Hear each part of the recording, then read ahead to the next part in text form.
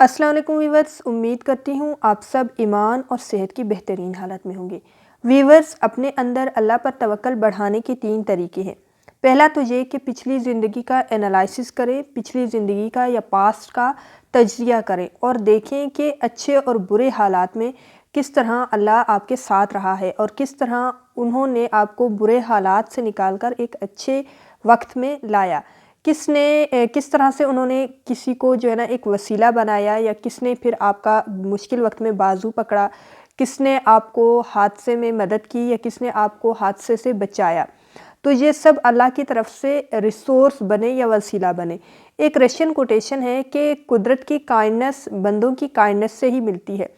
مطلب جب اللہ آپ پر مہربان ہوتا ہے تو وہ اپنے کسی نیک بندے کے دل میں ڈال دیتا ہے کہ جاؤ اس کی مدد کرو، یا اس کے دل میں آپ کے لیے رحم ڈال دیتا ہے تو وہ آپ کی مدد کرتا ہے۔ تو اللہ وسیلہ بناتا ہے کسی بھی انسان کو، چاہے وہ آپ کے ساتھ اچھا کرے یا برا کرے، تو یہ سب اللہ کی طرف سے ہوتا ہے۔ اللہ مہربان ہے تو آپ کے ارد گرد کے لوگوں سے کہیں سے بھی آپ دیکھ لیں کہ کس طرح سے وہ آپ کی مدد کرتا ہے، اور کون ان لوگوں میں سے اٹھ کر آتا ہے اور آپ کی مدد کرتا ہے۔ تو بعض اوقات ایسا بھی ہوتا ہے کہ کچھ لوگ ہمارے ساتھ بہت برے ہوتے ہیں نارملی، لیکن جیسے ہی ہمارے پر کوئی مشکل وقت آتا ہے تو وہ لوگ ہیلپ کر جاتے ہیں، جن سے ہمیں امید نہیں ہوتی۔ تو کیونکہ وہ اللہ ان کے دل میں ڈالتا ہے اتنا، مطلب ایک تو رحم ڈالتا ہے ان کے دل میں ہمارے لیے، اور وہی پھر ان کو ہمت اور توفیق دیتا ہے کہ وہی لوگ آ کر ہماری مدد کرتے ہیں، اور بعض اوقات تو اچھے لوگ بھی کر جاتے ہیں۔ تو آپ کے دلوں میں یہ اللہ ہی ڈالتا ہے کہ فلانا بندہ ٹھیک ہے، فلانا بندہ برا ہے، اس کے ساتھ پیار کرنا چاہیے اور اس کو چھوڑ دینا چاہیے، اس کے لیے آسانی پیدا کرنی چاہیے، اس کے لیے کوئی نہ کوئی راستہ آسان کرنا چاہیے، اس کو مشکل سے نکالنا چاہیے، اس کو اس اپرچونٹی کو یا اس موقع کو اس کو دینا چاہیے تاکہ یہ اسے اویل کر سکے۔ تو پہلا کام تو آپ یہ کریں کہ آپ اپنے ماضی کا انالائسس کریں کہ کتنی رحمتیں اللہ آپ کو دے چکا ہے۔ اور جو دوسرا کام ہے وہ یہ ہے کہ آپ یہ دیکھیں کہ آپ کا آپ کے رب کے ساتھ تعارف کیسا ہے۔ کیا آپ کا آپ کے رب کے ساتھ تعارف کلیئر ہے؟ رب کا تعارف اپنے مائنڈ میں آپ کی کلیئر ہونا چاہیے۔ اوکے، اب مسئلہ یہ ہے، ہم لوگوں کا مسئلہ یہ ہوتا ہے کہ ہم بڑے بڑے آفیسرز سے تو ڈرتے ہیں، جن کے پاس اتھارٹی ہوتی ہے یا پاور ہوتی ہے، ہمیں ان سے ڈر لگتا ہے۔ جیسے کہ ایس ایچ او کے پاس جو پاور ہوتی ہے ہمیں اس کی پاور سے ڈر لگتا ہے، یا ہم ڈی سی کی اور اے سی کی پاور کو مانتے ہیں، اور ہم اپنے رب سے واقف نہیں ہیں۔ وہ جو دینے اور چھین لینے دونوں پر قادر ہے ہمیں اس پر ہمارا یقین کمزور ہوتا ہے۔ جو پوری کائنات کا رب ہے، ہمارا یقین اور توکل اس پر کمزور ہے۔ مطلب یہ ایک گناہ ہے کہ اپنے یقین کو آپ نے اتنا محدود کر دیا ہے کہ آپ اپنے رب کی طاقت اور قدرت پر ہی ڈاؤٹ کریٹ کر رہے ہیں۔ اوکے، جب آپ اس کی پاور سے واقف ہوں گے کہ وہ رب العالمین ہے، وہ رازق ہے، اور وہ اسباب پیدا کرنے والا رب ہے، وہ کہاں کہاں سے آپ کو رزق دیتا ہے آپ کو پتہ ہی نہیں ہوتا، پھر آپ کا توکل اور یقین اس پر بڑھ جاتا ہے۔ ایک مثال دیتی ہوں کہ ایک ماں کو ہمیشہ یہ ڈر ہوتا ہے کہ پتہ نہیں اس کے مرنے کے بعد اس کے بچے کا کیا ہوگا، کوئی خیال کرے گا نہیں کرے گا، کوئی تکلیف نہ پہنچا دے اس کو۔ تو میں ان سے کہتی ہوں کہ کیا آپ اس چیز پر قدرت رکھتی تھی کہ آپ اس بچے کو پیدا کریں؟ نہیں نا۔ کیا آپ اس چیز پر قدرت رکھتی تھی کہ ماں کے پیٹ میں بچے کو رزق اور خوراک ملتی رہے؟ نہیں نا۔ کیا آپ اس چیز پر قدرت رکھتی تھی کہ انسان کے بچے سے ایک انسان کا بچہ پیدا ہو؟ نہیں نا۔ تو یہ تو سب اللہ کے کرشمے ہیں، اسی کے معجزے ہیں، اسی کی طاقت ہے، اسی کی پاور ہے۔ ہمارے پاس کچھ بھی نہیں ہے سوائے اس کے کہ ہم اس پر توکل کریں۔ جتنا آپ کا بھروسہ مضبوط ہوگا اتنا آپ معجزے دیکھیں گے، اتنا ہی آپ کو لگے گا کہ واقعی اللہ یقیناً ایگزسٹ کرتا ہے۔ تو پھر انسان کو کیسی فکر ہے، کیسی پریشانی ہے جب ہمارے پاس جتنی بھی چیزیں ہیں وہ اس کی دی ہوئی ہیں، وہ جسے چاہے اسے ویسے رکھے۔ ہاں، اولاد کے لیے دعا کرنی چاہیے، ہم کسی کے دکھ اور درد و تکلیف کو کم نہیں کر سکتے، لیکن ہم اگر فائنینشلی کوئی پرابلم ہو تو ہم فائنینشلی ہیلپ کر سکتے ہیں۔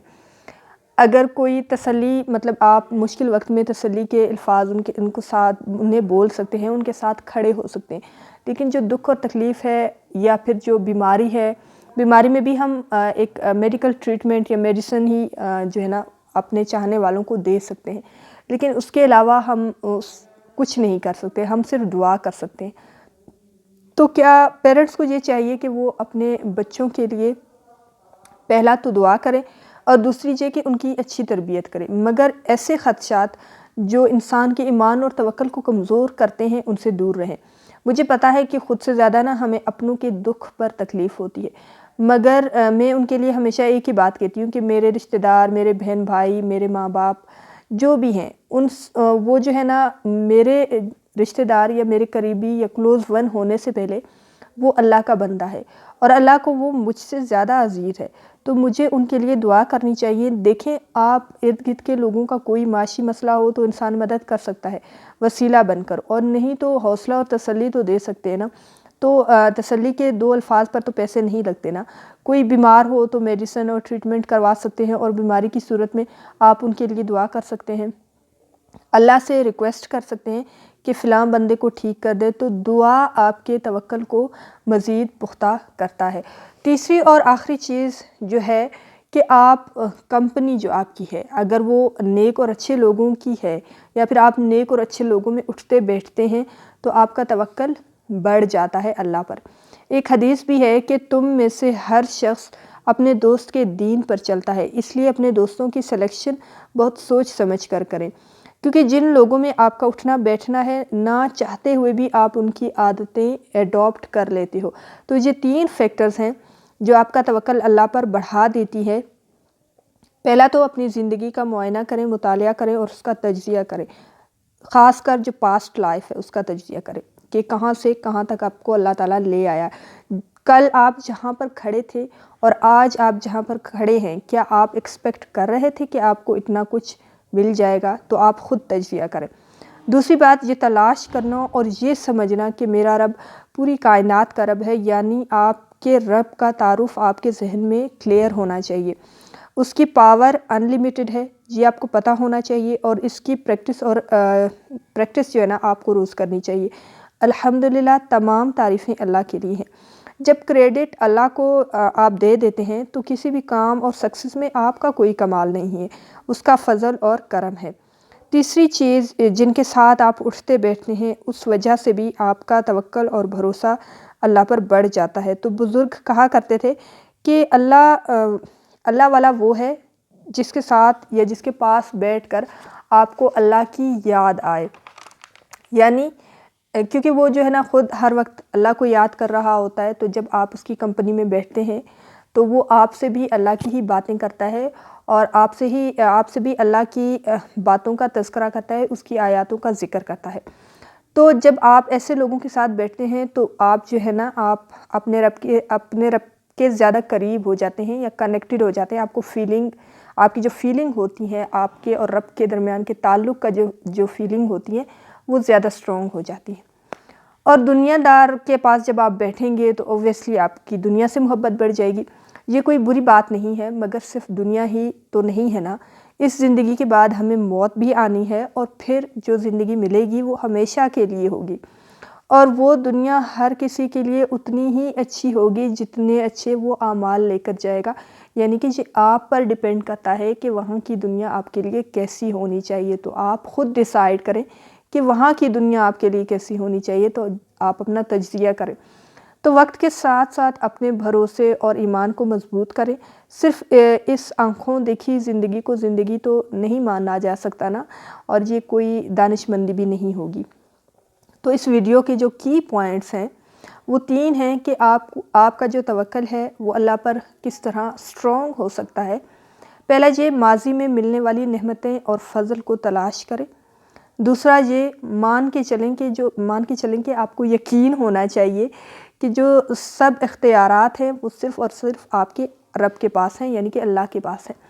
تیسرا یہ کہ آپ کو جو ہے نا توکل والے لوگوں کے ساتھ، یعنی کہ جو اللہ کی باتیں کرتے ہیں، جو اللہ کا ذکر کرتے ہیں، جو لوگ اللہ سے زیادہ قریب ہیں، آپ ان کی کمپنی میں اٹھیں بیٹھیں، اوبویسلی آپ پر بھی اس کا تھوڑا بہت اثر ضرور ہوگا۔ جو ویورز چینل پر نئے آئے ہیں وہ چینل کو سبسکرائب کر دیں، ویڈیو کو لائک کریں اور زیادہ سے زیادہ شیئر بھی کریں۔ خوش رہیں اور اپنے ارد گرد کے لوگوں کو بھی خوش رکھیں، اپنے لیے بھی دعا کریں اور ہمیں بھی اپنی دعاؤں میں یاد رکھیں۔ کیا پتہ کب کہاں کس کی دعا قبول ہو جائے۔